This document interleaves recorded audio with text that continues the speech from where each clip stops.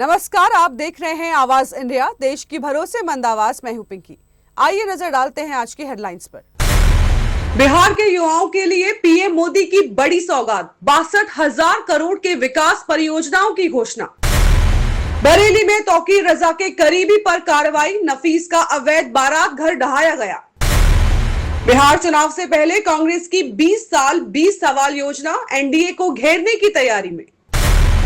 और यूक्रेन के power grid पर रूस का सबसे बड़ा हमला, 50,000 घरों की बिजली गुल। प्रधानमंत्री नरेंद्र मोदी ने बिहार के युवाओं के लिए 62,000 करोड़ से अधिक की विकास परियोजनाओं और योजनाओं की घोषणा की है।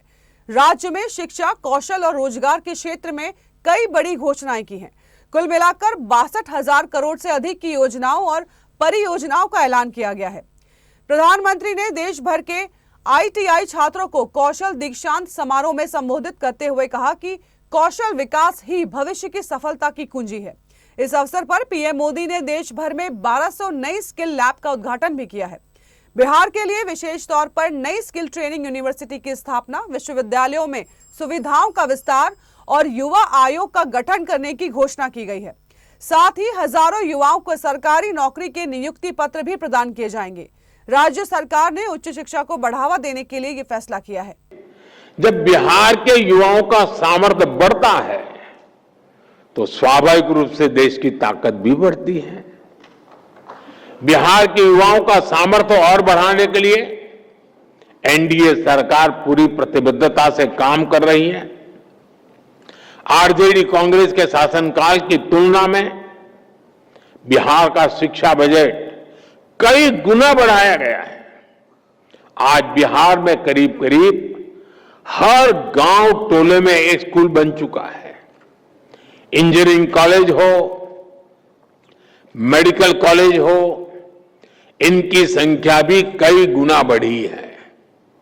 हाल में ही केंद्र सरकार ने बिहार के 19 जिलों के लिए केंद्रीय विद्यालय स्वीकृत किए हैं।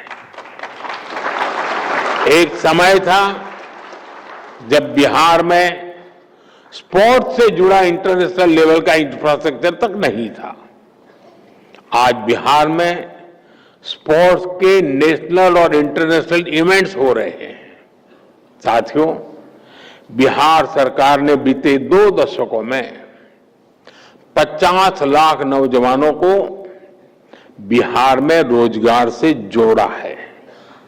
बीते कुछ वर्षों में ही करीब 10 लाख पक्की सरकारी नौकरियां बिहार के नौजवानों को दी गई है।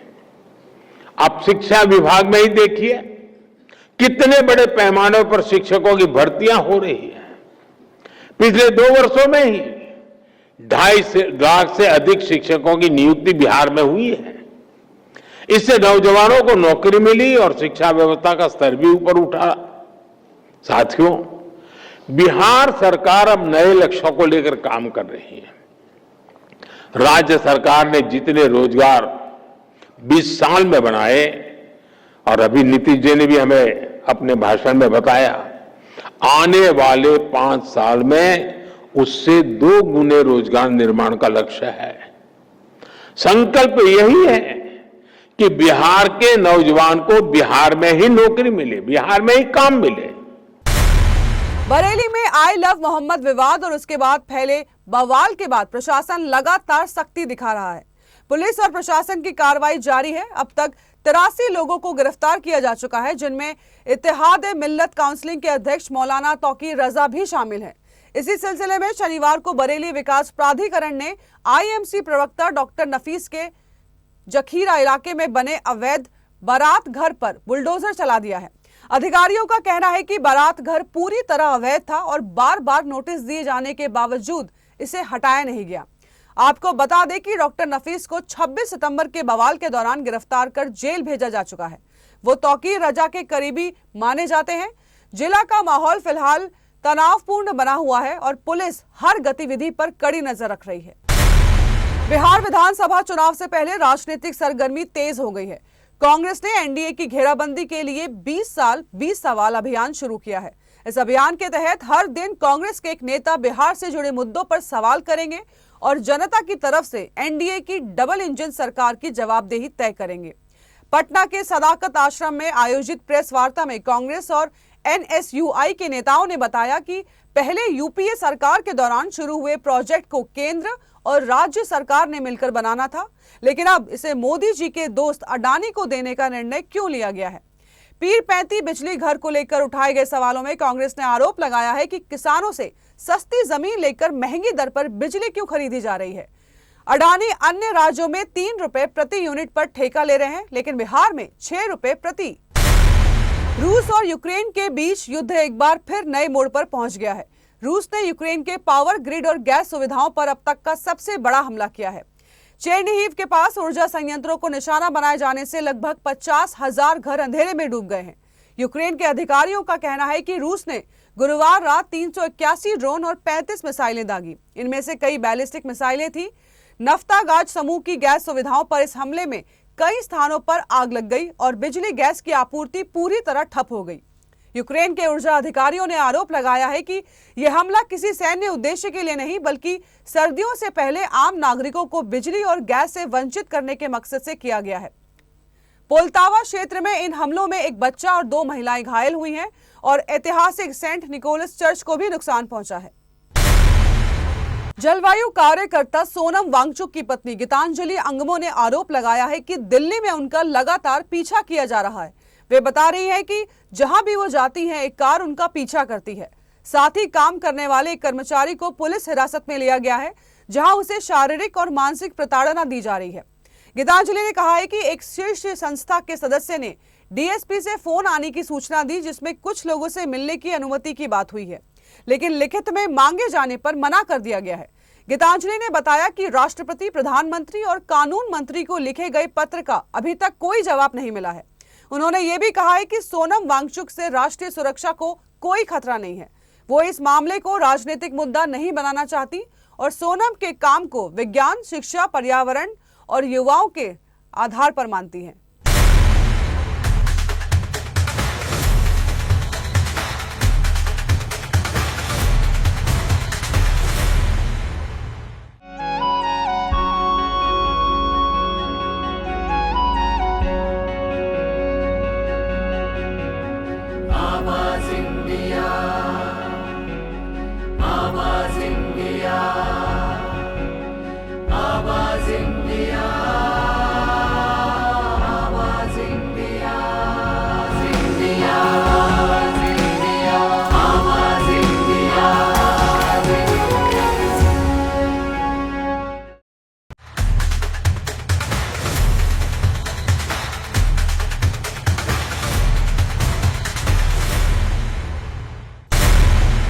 रूसी सेना ने शनिवार को यूक्रेन के सुमी क्षेत्र में शोस्टका रेलवे स्टेशन पर एक यात्री ट्रेन को ड्रोन से निशाना बनाया।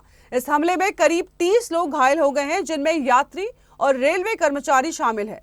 यूक्रेनी राष्ट्रपति वोलोदिमिर जेलेंस्की ने इसे एक क्रूर आतंकवादी हमला बताया और कहा है कि रूस को शायद ये पता नहीं था कि वे नागरिकों को निशाना बना रहे हैं।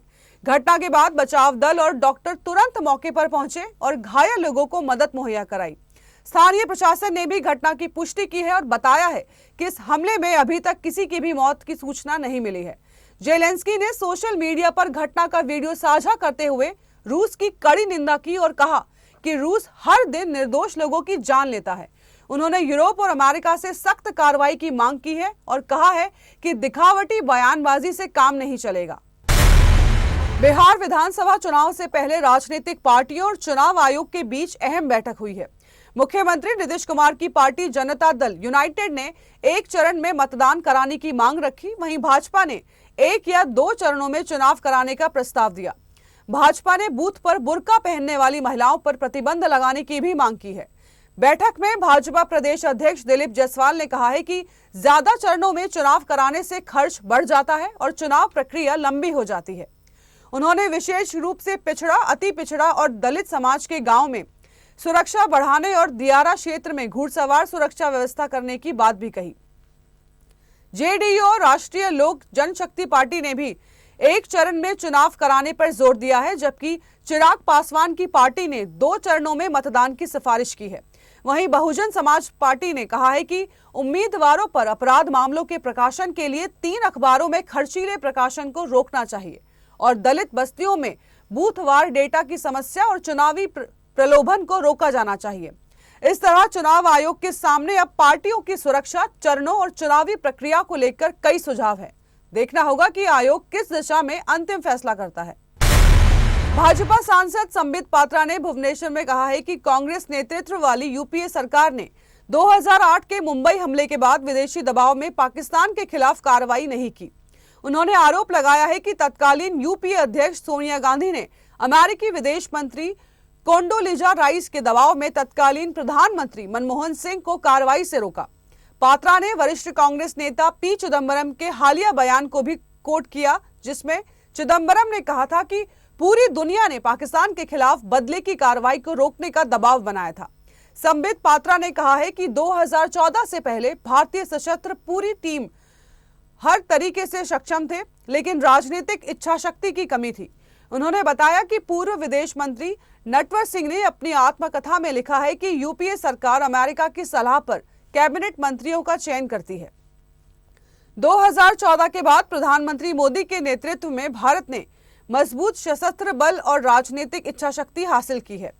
वहीं भाजपा के राष्ट्रीय प्रवक्ता गौरव भाटिया भी कांग्रेस पर निशाना साधा और कहा कि मोदी सरकार के दौरान भारत मजबूत हुआ है। उन्होंने विपक्षी नेताओं पर देश को बदनाम करने का आरोप भी लगाया है। इसके साथ ही कहा है कि यूपीए सरकार विदेशी ताकतों की कठपुतली बन गई थी, जो देश की संप्रभुता के लिए खतरा था। उन्होंने ऑपरेशन सिंदूर को उदाहरण बताते हुए कहा है कि अब सशस्त्र बलों को पूरी आजादी मिली है और देश की सुरक्षा प्राथमिकता बनी है। दिल्ली की मुख्यमंत्री रेखा गुप्ता ने लक्ष्मी नगर स्थित यमुना नदी के छठ घाट का निरीक्षण किया है। उन्होंने तैयारियों की समीक्षा करते हुए कहा है कि अधिकारियों को छठ व्रतियों के लिए सभी आवश्यक सुविधाएं सुनिश्चित करने के निर्देश दिए। मुख्यमंत्री ने बताया है कि इस बार वर्षों बाद दिल्ली वासी यमुना किनारे छठ पर्व मनाएंगे। ये छठ पूजा दिल्ली के लिए एक ऐतिहासिक और सुंदर आयोजन होगी। रेखा गुप्ता ने यमुना छठ घाट पर कहा है कि सरकार पूरी प्रतिबद्धता के साथ काम कर रही है ताकि छठ पर्व का भव्य आयोजन हो सके। उन्होंने व्रतियों की सुरक्षा और सुविधा का विशेष ध्यान रखने का भी भरोसा दिलाया। मुख्यमंत्री ने कहा है कि ये आयोजन दिल्ली वासियों के लिए गर्व और सांस्कृतिक समृद्धि का अवसर होगा। उन्होंने अधिकारियों से कहा है कि छठ व्रतियों को किसी भी प्रकार की परेशानी ना हो, इसका पूरा इंतजाम किया जाए। सरकार पूरी तरीके से प्रतिबद्ध है कि इस बार दिल्ली के छठ व्रतियों को एक बहुत ही सुंदर और ऐतिहासिक छठ पर्व मनाने का मौका मिले, और इसीलिए हमने अपनी पल्ला से लेकर के और आखिरी ओखला के छोर तक जहां जहां आबादी है वहां हम छठ घाट तैयार करके जनता को देंगे। और इसके अलावा भी शहर के अंदर भी लगभग 1000 से ज्यादा पॉइंट छठ के सरकार स्वयं बना करके जनता को देगी। सुंदर और विशिष्ट इस बार की छठ दिल्ली वासियों के लिए रहने वाली है, और किसी भी प्रकार की व्यवस्था की जिम्मेवारी भी दिल्ली सरकार की है, और उसके बाद की यहाँ की स्वच्छता की जिम्मेवारी भी दिल्ली सरकार की है। मैं तो ये मानती हूँ कि छठ के अर्घ से कभी भी यमुना किसी भी हाल में गंदी हो ही नहीं सकती। ये एक पवित्र त्योहार है, स्वच्छता का त्योहार है, प्रकृति का त्योहार है, और प्रकृति के साथ में लोग जुड़ करके छठ मैया की पूजा करें, यही सरकार का प्रयास है। मैम, इसके साथ साथ जब दिवाली के बाद टॉक्सिस का लेवल बहुत ज्यादा बढ़ता है, यमुना में खास तौर पर बात की है, वजीराबाद के आसपास, कलंदी कुंज के आसपास सफेद रंग के झाग लगे, क्या उसको लेकर के भी सरकार ने कुछ तैयारियां या हरियाणा सरकार से बातचीत करी? पूरी तैयारी हम कर रहे हैं, जो भी उसके लिए रेमेडीज हैं उन सब पे काम चल रहा है। इंडस्ट्रियल एरिया पे भी सख्ती बरती जा रही है, हरियाणा से भी बात की जा रही है। सरकार पूरी तरीके से मुस्तैद है और आने वाली हर समस्या से निपटने के लिए तैयार है। मैम, कितने घाट बनाए जाएंगे छठ को लेकर के? पूरा यमुना जी पे जितने भी आबादी वाले क्षेत्र हैं उन सारी तरफ घाट बनाए जाएंगे। गिनती में नहीं कह सकते, परंतु हमारा सोचना ये है कि मैक्सिमम सुविधा लोगों को मिले, उन्हें दूर ना जाना पड़े, उनको नियरेस्ट पॉसिबल जो छठ घाट है जहाँ पे सेफ अप्रोच है वहाँ सारी जगह बनाए जाएंगे। आरएसएस के 100 साल पूरे होने पर देश भर में आयोजन हो रहे हैं, लेकिन शिवसेना के मुखपत्र सामना में संघ की विचारधारा पर गंभीर सवाल उठाए हैं। सामना में दावा किया है कि संघ के राष्ट्रवाद और हिंदुत्व की अवधारणा पर फिर से समीक्षा की जरूरत है। पत्र में कहा गया है कि स्वतंत्रता संग्राम में संघ की भूमिका गिने जाने योग्य नहीं है, फिर भी आज संघ आजादी और राष्ट्रवाद पर भाषण देता है। शिवसेना के मुखपत्र ने संघ के लोकतंत्र और व्यक्तिगत स्वतंत्रता के प्रति रवैये पर भी संदेह जताया है। यह सवाल खड़ा किया गया है कि क्या संघ का एजेंडा लोकतांत्रिक मूल्यों के साथ मेल खाता है या नहीं। मुखपत्र के अनुसार भारत के स्वतंत्रता संग्राम में संघ का योगदान लगभग शून्य रहा है। आजादी के आंदोलन और संघर्षों में संघ का कोई उल्लेखनीय भाग नहीं था। इसके बावजूद संघ और इसके नेता आज राष्ट्रवाद पर बोलते हैं। पत्र में पीएम मोदी और अमित शाह के शासन की तारीफ करने के लिए संघ द्वारा कायर और भाड़े के लोगों की फौज तैयार करने की भी आलोचना की गई। इसमें संघ प्रमुख मोहन भागवत भी शामिल बताए गए हैं। सामना ने संघ के एजेंडे को भारत को हिंदू पाकिस्तान बनाने की दिशा में बताया। इसके साथ ही कहा है कि संघ व्यक्तिगत स्वतंत्रता, लोकतंत्र और संसद जैसी संस्थाओं को बलि देने को तैयार है। हाल के विजयदशमी सम्मेलन में संघ प्रमुख मोहन भागवत ने बीजेपी के सुर में सुर मिलाया, लेकिन कोई नई दिशा नहीं दी। संघ की धारणा के अनुसार देश की एकता का मतलब कट्टर हिंदुओं के शासन को मान्यता देना है। इसके लिए लोकतांत्रिक मूल्य और व्यक्तिगत स्वतंत्रताओं का उल्लंघन भी संघ स्वीकार करता है। उत्तर प्रदेश सरकार ने 7 अक्टूबर 2025 को प्रदेश भर में सार्वजनिक अवकाश घोषित कर दिया है। यह आदेश शनिवार को शासन की ओर से जारी किया गया है। इस दिन को राज्य स्तर पर विशेष महत्व देते हुए अवकाश की घोषणा की गई है। मुख्यमंत्री योगी आदित्यनाथ ने एक सप्ताह पहले श्रावस्ती जिले से इस दिन के अवकाश की घोषणा की थी। धर्म समाज ने महर्षि वाल्मीकि जयंती के अवसर पर अवकाश की मांग की थी और इसके लिए सरकार को ज्ञापन सौंपा था। पहले यह दिन सरकारी अवकाश के रूप में मनाया जाता था, लेकिन बाद में इसे रद्द कर दिया गया था। अब 2025 से इस परंपरा को पुनः शुरू किया जा रहा है, जिससे वाल्मीकि समाज को बड़ी खुशी मिली है।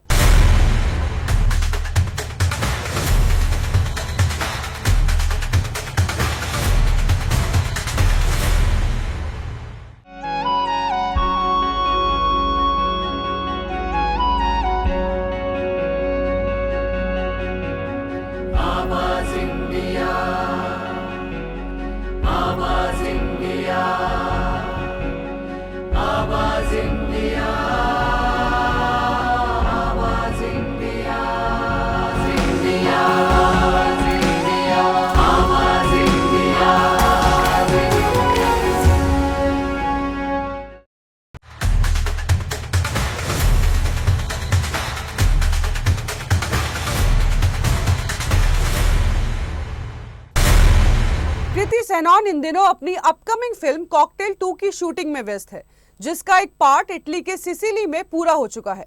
शूटिंग खत्म होने के बाद कृति ने अपने सोशल मीडिया पर बीटीएस तस्वीरें साझा की और इस खूबसूरत अनुभव पर खुशी जताई। उन्होंने लिखा, चाओ माई बेलास, और इसी के साथ कॉकटेल 2 का सिसिली चैप्टर पूरा हुआ। इन तस्वीरों में फिल्म के निर्देशक होमी अर्जानिया भी नजर आए, जहां पूरी टीम धूप, बारिश और इंद्रधनुष के बीच सिसिली की खूबसूरती में डूबती हुई दिखी। आपको बता दें कि कॉकटेल 2 साल 2012 की ब्लॉकबस्टर फिल्म कॉकटेल का सीक्वल है, जिसे होमी अर्जानिया ने डायरेक्ट किया है और इस बार इसकी स्क्रिप्ट एवं रंजन ने लिखी है। फिल्म में कृति सेनन, शाहिद कपूर और रश्मिका मंदाना मुख्य भूमिकाओं में नजर आएंगे। रश्मिका की ये कृति और शाहिद के साथ पहली फिल्म है, जबकि शाहिद कृति की जोड़ी इससे पहले तेरी बातों में ऐसा उलझा जिया में दिख चुकी है। फिल्म की कहानी और रिलीज डेट अभी घोषित नहीं की गई है, लेकिन फैंस इसे लेकर काफी उत्साहित हैं। कृति जल्द ही धनुष के साथ तेरे इश्क में भी नजर आएंगी, जो 28 नवंबर को रिलीज होगी। बीसीसीआई की बैठक में 26 साल के युवा बल्लेबाज शुभमन गिल को वनडे टीम का कप्तान नियुक्त किया गया है। गिल पहले से ही टेस्ट क्रिकेट टीम के कप्तान हैं और अब वो 2 फॉर्मेट में अपनी कप्तानी तय कर लिया है।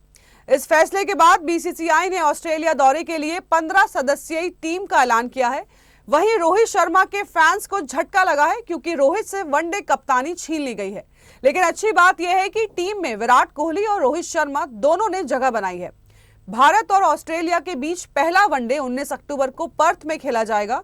इसके बाद 23 अक्टूबर को एडिलेड और 25 अक्टूबर को सिडनी में दूसरा और तीसरा वनडे होगा।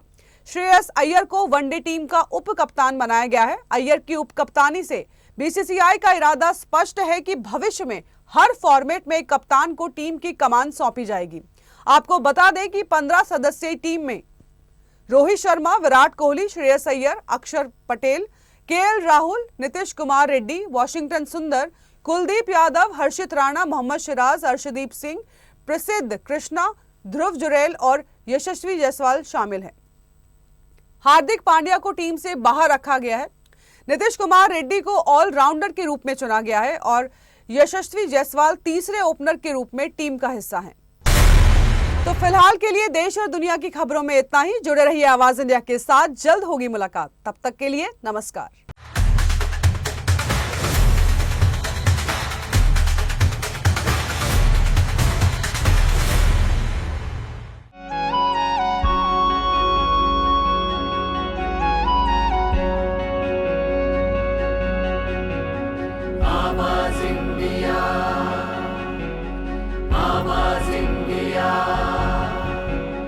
आवाज इंडिया